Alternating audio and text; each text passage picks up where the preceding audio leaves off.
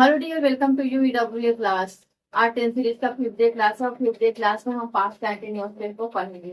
Past continuous tense का हम use कहाँ पे करते हैं?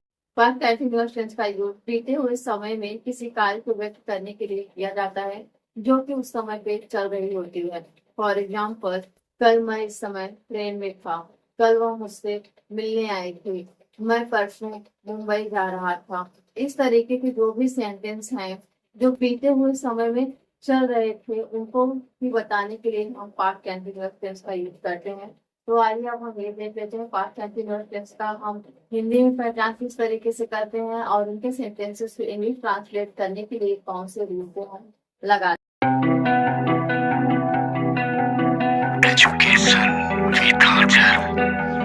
सबसे पहले आप यहाँ पे देखिए हिंदी की पहचान आप किस तरीके से करेंगे। यहाँ पे लिखा गया है, मतलब वाक्य के अंत में रहा था, रही थी, रहे थे। ठीक है, इनके चार रूल्स होंगे जिनकी मदद से हम इनके सेंटेंसेस की इंग्लिश ट्रांसलेट करेंगे। वो देख लेते हैं। सबसे पहले सब्जेक्ट, उसके बाद हेल्पिंग वर्ब। इनकी हेल्पिंग वर्ब है वाज और वर, और वर्ब का फर्स्ट फॉर्म उसके साथ आएंगे। उसके बाद क्या लगेगा? ऑब्जेक्ट लगेगा। डियर फोर्थ डे क्लास में आप लोगों ने प्रेजेंट कंटिन्यूअस टेंस को पढ़ा था। प्रेजेंट कंटिन्यूअस टेंस में आप लोगों ने हेल्पिंग वर्ब देखा था, इज एम आर लग रहा था। क्यों? क्योंकि वहां पे ये बताया जा रहा था कि काम जो है वो समय के साथ चल रहा है ना। लेकिन आप पास्ट कंटिन्यूअस टेंस में हेल्पिंग वर्ब वाज और वर लगा रहे हो। ये बताता है कि काम चल तो रहा था लेकिन वो बीते हुए समय में चल रहा था। तो अब हम आगे ये जान लेते हैं कि हेल्पिंग वर्ब जो है वो किसके साथ लगता है। वाज किसके साथ हम लगाएंगे और वर किसके साथ लगाएंगे। तो सबसे पहले हम वाज देख लेते हैं कौन कौन सब्जेक्ट के साथ लगाएंगे।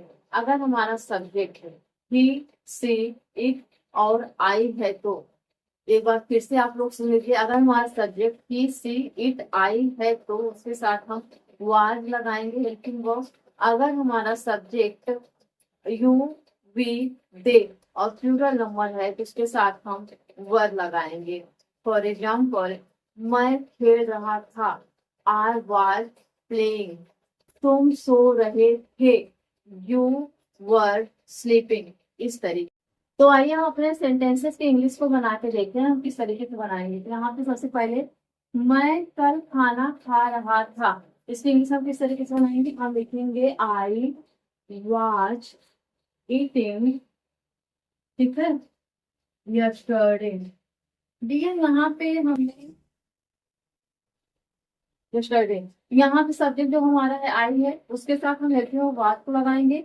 इट हमारा वर्ब का फर्स्ट फॉर्म होता है आई एन हमें लगाना, इसलिए ईटिंग बन गया। और ऑब्जेक्ट हमारा क्या है? यस्टरडे है। ठीक है, नेक्स्ट हमारा है वह इस समय पढ़ाई कर रही थी। वह इस समय पढ़ाई कर रही थी तो वह के लिए हम लगाएंगे सी। क्यों? क्योंकि लड़की की बात करी जा रही है। तो she was studying, studying at that time, at that time. अगला सेंटेंस जो है हमारा वो है हम कल टेलीविजन देख रहे थे। मान लीजिए संडे के बाद आप मंडे को स्कूल गए, अपने फ्रेंड के साथ आपकी वार्तालाप शुरू हुई, जहाँ बातचीत करना शुरू किया तो आप बोले अरे यार आज तो स्कूल में फंसा हूँ, कल मैं आराम से संडे एंजॉय कर रहा था, इस टाइम टीवी देख रहा था, कहाँ यहाँ इंग्लिश और मैथ की कॉपी में बिजी हो गया हूँ, है ना। इसकी इंग्लिश हम किस तरीके से बनाएंगे? हम इसके लिए लिखेंगे वी वर। वी के साथ हम क्या लगाएंगे? वर लगाएंगे। ठीक है, we were watching, we were watching TV yesterday. Simple तरीके से आप पास्ट कंटिन्यूअस टेंस के सेंटेंसेस की इंग्लिश ट्रांसलेट कर लेंगे। नेक्स्ट है वह कंपनी में काम कर रहा था, इसके लिए हम लिखेंगे he was working in the company, in the company. आप इस तरीके से सिंपल, बहुत ही सिंपल है पास्ट कंटिन्यूअस टेंस को बनाना। फॉर एग्जाम्पल, तो मान लीजिए आप अपनी बात शेयर कर रहे हैं, संडे की बात आप मंडे को स्कूल में आने पर स्कूल फ्रेंड के साथ आप शेयर कर रहे हो, आपने संडे को क्या क्या किया था छुट्टी होने पे। मैं कल काम कर रहा था, आई वॉज वर्किंग। मैं कल पढ़ रहा था, आई वॉज स्टडिंग। मैं कल सो रहा था, आई वॉज स्लीपिंग। मैं कल कूद रहा था, आई वॉज जंपिंग। मैं कल डांस कर रहा था, आई वॉज डांसिंग। मैं कल रो रहा था, आई वॉज वीपिंग। इस तरीके से आप सारे सेंटेंसेस की इंग्लिश को बना सकते हैं बहुत ही आसान तरीके से। अब कुछ चीजों में ना भी होती है तो ना के लिए हम क्या करते हैं, जिसको हम नेगेटिव सेंटेंस कहते हैं उसको बनाने के लिए हम कौन सा रूल लगवाते हैं, कुछ भी नहीं करना रहता, बस हमें हेल्पिंग वर्ब के जस्ट बाद नॉट को लगा देना होता है। तो आइए देख लेते हैं किस तरीके से। सब्जेक्ट लिखेंगे, हेल्पिंग वर्ब लिखेंगे, उसके साथ हम यहाँ पे नॉट लिखना भूल गए, सॉरी, नॉट लिखेंगे तो वर्ब का फर्स्ट फॉर्म रहेगा आईएनजी रहेगा, उसके बाद क्या रहेगा, ऑब्जेक्ट रहेगा। ठीक है, तो आइए इन सेंटेंसेस को इंग्लिश ट्रांसलेट करके देखते हैं किस तरीके से होगा। वह दिल्ली नहीं जा रहा था, तो इसके लिए हम क्या लिखेंगे, वह he was not going to Delhi. ठीक है, इस तरीके से। अगला सेंटेंस जो है वो है, वह पत्र नहीं लिख रही थी, इसके लिए हम लिखेंगे सी वाज नॉट राइटिंग, लिखने के लिए राइटिंग। ठीक है, और लेटर। अगला सेंटेंस है हमारा, वो है वे दरवाजा नहीं खोल रहे थे, वे दरवाजा नहीं खोल रहे थे, हमने कई बार नोट किया। तो इसके लिए हम लिखेंगे दे, और दे के साथ लिखेगा हमारा रहेगा word, they were not opening the door. ठीक है, ठीक है, इस तरीके से आप आसानी से बना लेंगे इंग्लिश को। अगला है, हम खाना नहीं खा रहे थे, हम खाना नहीं खा रहे थे, इसके लिए हम लिखेंगे we were not eating the food. ठीक है, और अगला सेंटेंस है हमारा वो है, मैं नहीं हंस रहा था। यही बात हो गई, जैसे मम्मी शांत करवा के कहीं हंसना नहीं, एकदम बिल्कुल नहीं बोलना, तुमको एकदम चुपचाप ऐसे बैठे रहो अपने मुंह पे अंगली लगा के, या फिर टीचर बना करके गया वो बाद में कोई कंप्लेन कर दे तुम हंस रहे थे, उसके लिए वही अपनी सफाई, मैं नहीं हंस रहा था, मैं नहीं हंस रहा था। तो इसके लिए इंग्लिश हम बनाएंगे, क्या बनाएंगे, तो लिखेंगे यहाँ पे I was not laughing, I was not laughing. ठीक है, बहुत ही आसान तरीके से आप इसमें पास्ट कंटिन्यूअस टेंस के सेंटेंसेस की इंग्लिश ट्रांसलेट कर लेंगे, इसमें कुछ भी नहीं रखा, बस हेल्पिंग वर्ब लगाने हैं हमें। आप लोगों को प्रेजेंट कंटिन्यूअस टेंस पढ़ा दिया गया है, प्रेजेंट कंटिन्यूअस टेंस में आप लोगों ने हेल्पिंग वर्ब जो लगाया था वहां पर तो इज एंड आर था, रीजन ये था उस चलते हुए समय से व्यक्त कर रहा था, उसमें काम हो रहा था, और यहाँ पे ये है, यहाँ बीते हुए समय में काम जो चल रहा था उसके बारे में बताया जा रहा है। हम ये देख लेते हैं, हम पास्ट कंटिन्यूअस टेंस में इंट्रोगेटिव एंड डबल इंट्रोगेटिव के सेंटेंसेस को किस तरीके से इंग्लिश ट्रांसलेट करेंगे, और इनको इंग्लिश ट्रांसलेट करते वक्त हम कौन से रूल को लगाते हैं। तो डियर, इसमें हमें कुछ भी नहीं सोचना है, बस में क्या करना है, हम इंट्रोगेटिव सेंटेंस की इंग्लिश ट्रांसलेट करेंगे तो हम उसके हेल्पिंग वर्ब को बाहर निकाल देंगे, यानी कि सबसे पहले हम हेल्पिंग वर्ब को लगाएंगे, उस पर हम सब्जेक्ट को लगाएंगे, फिर वर्ब के फर्स्ट फॉर्म के साथ आईएनजी लगा के ऑब्जेक्ट लगा के उसके क्वेश्चन मार्क को लगाएंगे, बहुत ही आसान तरीके से। तो चलिए देखते हैं। तो यहाँ पे आप लोग को मैं बता दी, फिर बता दूंगा, यहाँ पे आप देखिए हेल्पिंग वर्ब सबसे हमारा वाज और वर्ब है, और सब्जेक्ट आप लोग को पता ही, सब्जेक्ट हमारे क्या क्या होते हैं, ये से इट आई के साथ हमें वाज लगाने हैं, और यू वी से एंड पीपल के साथ में क्या लगाना है, वर लगाना है। ठीक है, यहाँ पे फिर उसके बाद वर्ब का फर्स्ट फॉर्म आईएनजी हो गया, ऑब्जेक्ट हो गया, उसके साथ क्वेश्चन मार्क को लगाना है। तो आइए अपने यहाँ पे जो एग्जाम्पल दिया गया है इनकी इंग्लिश ट्रांसलेट करके हम देख लेते हैं। तो यहाँ पे क्या हुआ, मंदिर जा रहा था। एक बात और आप लोग को बता दें, जो इंट्रोगेटिव सेंटेंस होते हैं उनमें जो क्या शब्द है, जो प्रश्न पूछा जाता है वो सबसे पहले ही होता है। ठीक है, आपको कभी भी ये बीच में नहीं मिलेगा, हमेशा पहले ही मिलेगा, और क्या से ही शुरू होता है, उससे ज्यादा इसमें कुछ भी नहीं होता। ठीक, तो इसकी इंग्लिश हम बनाएंगे, सबसे पहले हेल्पिंग वर्ब लगाएंगे, और हेल्पिंग वर्ब जब हम लगाएंगे तो इन चीजों का आप ध्यान देना, जो आपका सब्जेक्ट है सब्जेक्ट के अकॉर्डिंग आपको हेल्पिंग वर्ब लगाने में। ठीक है, यहाँ पे हमारा सब्जेक्ट की है, इन्हीं के साथ हम क्या लगाते हैं, इन्हीं के साथ हम वाज लगाते हैं। तो यहाँ पे हम सबसे पहले क्या कर देंगे, यहाँ पे हम सबसे पहले वाज लगा देंगे। ठीक है, वाज जो कि हमारा हेतु होगा, उसके बाद हमारा सब्जेक्ट भी है, फिर उसके बाद हमारा वर्ब क्या है, जाने की बात की जा रही है, यानी उसके बाद आईएनजी लगाना है हमें। ही गोइंग हो गया टू द टेम्पल। ठीक, बहुत ही आसान तरीके से आप इनको बना लेंगे और लास्ट में आप इनके साथ क्वेश्चन मान जरूर लगाएंगे। ठीक है, अगला जो सेंटेंस है वो हमारा, क्या तुम वहां खेल रहे थे, इसकी इंग्लिश हम किस तरीके से बनाएंगे, वही खेल हुआ सबसे पहले, उसके बाद सब्जेक्ट ना, उसके बाद हम क्या करेंगे वर्ब का first form I N G object, बस इतना ही हमें करना है। लेकिन आप लोग ये सेंटेंस ऐसा नहीं लग रहा जैसे किसी की कोई कंप्लेन लेके आया हो, किसी के आप बगीचे में जाओ गार्डन में और जी भर के खेलो और टहनियां वहनियां तोड़ दो पेड़ वार का उसके यहाँ, फिर मालिका से पूछे तुम खेल रहे थे या फिर तुम खेल रहे थे, कौन खेल रहा था। तो चलिए इसकी इंग्लिश को बनाते हैं। यहाँ पे हम लिखेंगे were you playing there and question mark.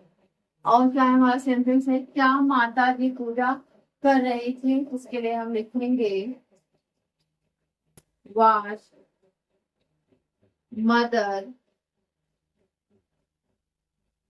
Doing worship, मतलब पूजा। ठीक है, अगला है, क्या वे नाच रहे थे, सब्जेक्ट जो है वो क्या है, वे है, तो वे की इंग्लिश क्या होती है, दे होती है, तो दे के अकॉर्डिंग हम मिलते हैं क्या लगाएंगे, वर लगाएंगे। इसमें हम यहाँ पे क्या लिखेंगे, were they dancing, were they dancing and question mark. अब हम देख लेते हैं डबल इंट्रोगेटिव सेंटेंस की इंग्लिश हम किस तरीके से ट्रांसलेट करते हैं। तो डबल इंट्रोगेटिव सेंटेंस की इंग्लिश ट्रांसलेट करने के लिए तो आप लोग को बिल्कुल भी नहीं घबराना है भाई, डबल इंट्रोगेटिव की बात हो रही है, यानी कितना बड़ा नाम है और इसमें रूल भी पता नहीं कैसे कैसे होंगे, तो नो डियर कोई प्रॉब्लम नहीं है इसमें, बस छोटा सा रूल है। आपको एक काम क्या करना है, आप यहाँ पे इंट्रोगेटिव सेंटेंस के जो रूल्स लगाए हो उसको कॉपी पेस्ट कर लो। ठीक है, उसको कॉपी पेस्ट कर लो डबल इंट्रोगेटिव में, बस उसके सामने एक चीज और लगा दो, वो है डेवलप की फैमिली।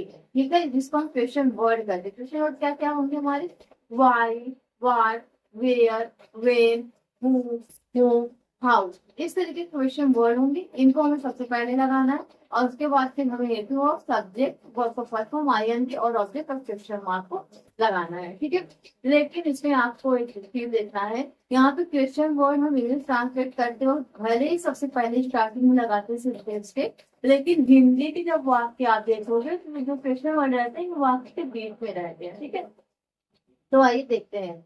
तो यहाँ पे एग्जाम्पल आप देख रहे हैं, सविता कब पढ़ रही थी, सविता कब पढ़ रही थी, तो अब जब हम इसके इंग्लिश को ट्रांसलेट करेंगे, इसके इंग्लिश हम जब बनाएंगे, सबसे पहले हम कब की इंग्लिश लिखेंगे और कब की इंग्लिश होती है वेन, कब की इंग्लिश क्या होती है वेन, तो यहाँ होगी वेन।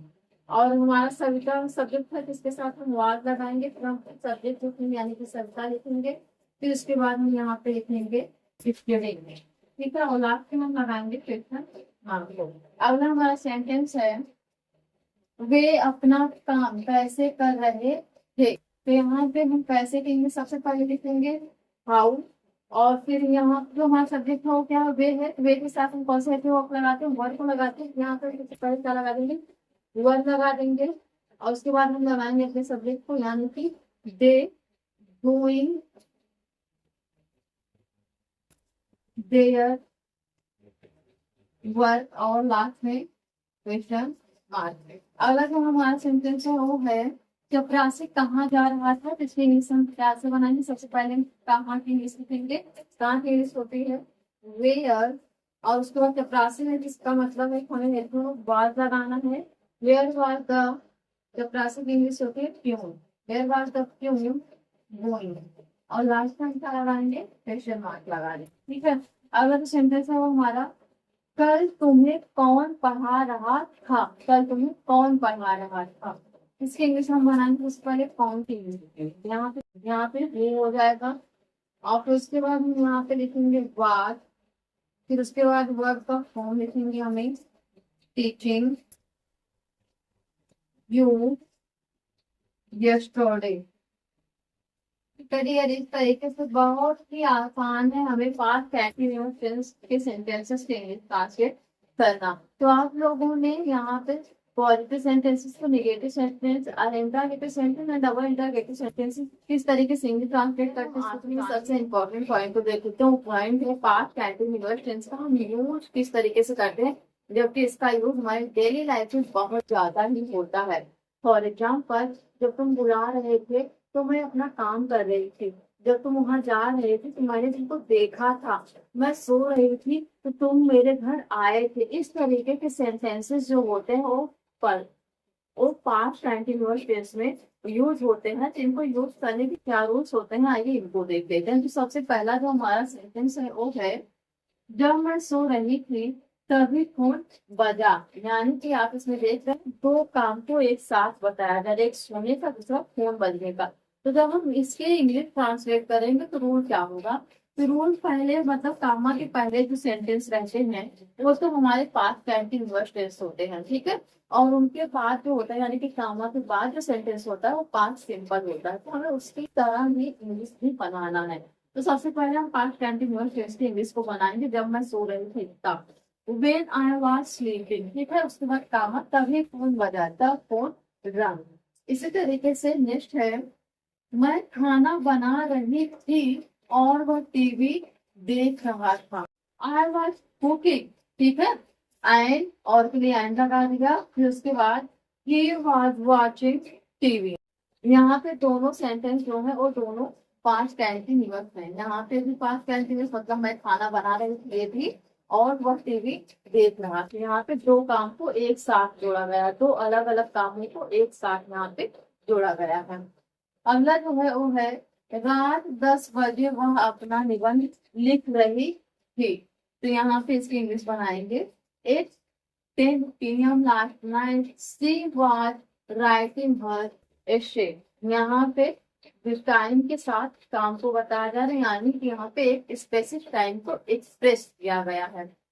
अगर जो है वो है, वह हमेशा अपनी चाबियां खो देती थी। वह हमेशा अपनी चाबियां खो देती थी। तो यहाँ पे ऑलवेज का यूज किया जा रहा है। सेंटेंस में ऑलवेज का यूज हम जब करते हैं किस तरीके से करते हैं, तो यहाँ पे देखिए, सी वॉज ऑलवेज लूजिंग हर की बैक देन, ठीक है। यहाँ पे भी टाइम ही एक्सप्रेस किया जा रहा है, लेकिन यहाँ पे ऑलवेज का यूज किया जा रहा है।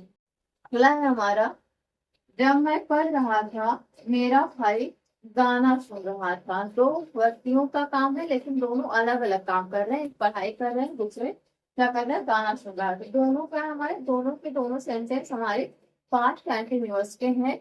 तो इनको हम पास्ट कंटिन्यूअस टेंस के अकॉर्डिंग ही बनाएंगे। सबसे पहले लिखेंगे, well I was studying, my brother was listening to music. तो इस तरीके मतलब आप एक काम के दौरान दूसरे काम को जहाँ पे करते हो या फिर एक समय में आप तो अलग अलग कामों को करते हो, तो उसको एक्सप्रेस करने के लिए हम पास्ट कंटिन्यूअस टेंस का यूज करते हैं।